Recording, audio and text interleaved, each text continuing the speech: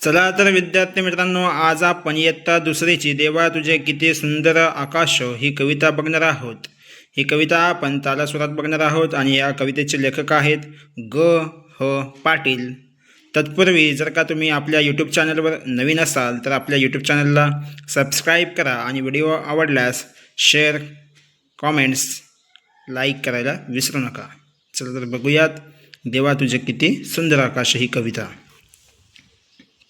देवा तुझे किती सुंदर आकाश, देवा तुझे किती सुंदर आकाश, सुंदर प्रकाश सूर्य देतो, सूर्य देतो।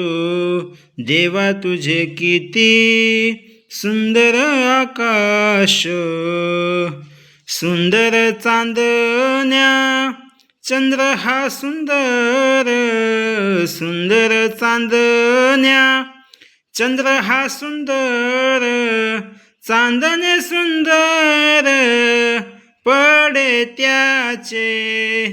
देवा तुझे किती सुंदर आकाश, सुंदर प्रकाश सूर्य देतो, सूर्य देतो। देवा तुझे किती सुंदर आकाश, सुंदर ही झाडे सुंदर पाखरे, सुंदर ही झाडे सुंदर पाखरे, किती गोड बरे गाणी गाती। देवा तुझे किती सुंदर आकाश, सुंदर प्रकाश सूर्य देतो, सूर्य देतो। देवा तुझे किती सुंदर आकाश, सुंदर वेलींची सुंदर ही फुले, सुंदर वेलींची सुंदर ही फुले, तशी आम्ही मुले देवा तुझी, तशी आम्ही मुले देवा तुझी। देवा तुझे किती सुंदर आकाश, सुंदर प्रकाश सूर्य देतो, सूर्य देतो। देवा तुझे किती सुंदर आकाश।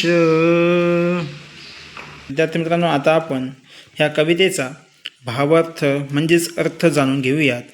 तर कवी गणेश हरी पाटील असे म्हणतात की देवा तुझे किती सुंदर आकाश आणि सुंदर प्रकाश सूर्य देतो। देवा तुझे हे आकाश जे आहे हे किती सुंदर आहे, किती सुंदर विश्व तुने बनवलेलं आहे आणि ह्या सुंदर आकाशामध्ये एक सुंदर असा सूर्य आहे जो की आम्हाला सुंदर असा प्रकाश देतो आणि ज्या सूर्यामुळे आमचं जे काही जीवन आहे हे तेजस्वी सूर्याप्रमाणेच प्रखर हे होत आहे। सुंदर चांदण्या चंद्र हा सुंदर, चांदणे सुंदर पडे त्याचे। आणि ह्या ब्रह्मांडामध्ये ह्या विश्वामध्ये सुंदर अशा चांदण्या आहेत, चंद्र देखील सुंदर आहे आणि ह्या चंद्रामुळे ह्या चांदण्यांमुळे जे काही पृथ्वी तलावरती जे काही चांदणं पडतंय ते चांदणंसुद्धा खूप सुंदर आहे आणि ह्या चांदण्यांमुळे आम्हाला खूप छान वाटतंय। सुंदर ही झाडे सुंदर पाखरे, किती गोड बरे गाणी गाती। आणि ह्या विश्वामध्ये सुंदर सुंदर अशी झाडे आहेत, पाखरे आहेत जी खूप आनंदाने जीवन जगत आहेत आणि त्यांचं जीवन देखील किती गोड आहे, किती गोड बरे गाणी गाती आणि ते सुंदर सुंदर प्रकारे गाणी गात आहेत आणि त्यांच्या या गाण्यांमुळे आम्हाला देखील छान वाटत आहे। सुंदर वेलींची सुंदर ही फुले, तशी आम्ही मुले देवा तुझी। आणि देवा ह्या विश्वामध्ये ह्या ब्रह्मांडामध्ये तू जे काही सुंदर सुंदर असे झाडं तयार केलेले आहे, सुंदर वेली तयार केलेल्या आहेत, त्या सुंदर वेलींची सुंदर ही फुले जी बहरलेली आहेत, फुललेली आहेत, तशी आम्ही मुले देवा तुझी। आणि ह्या फुलांप्रमाणेच आम्हीसुद्धा तुझी मुलं आहोत देवा, असं कवी या कवितेमध्ये थोडक्यात सांगण्याचा प्रयत्न करत आहे। धन्यवाद।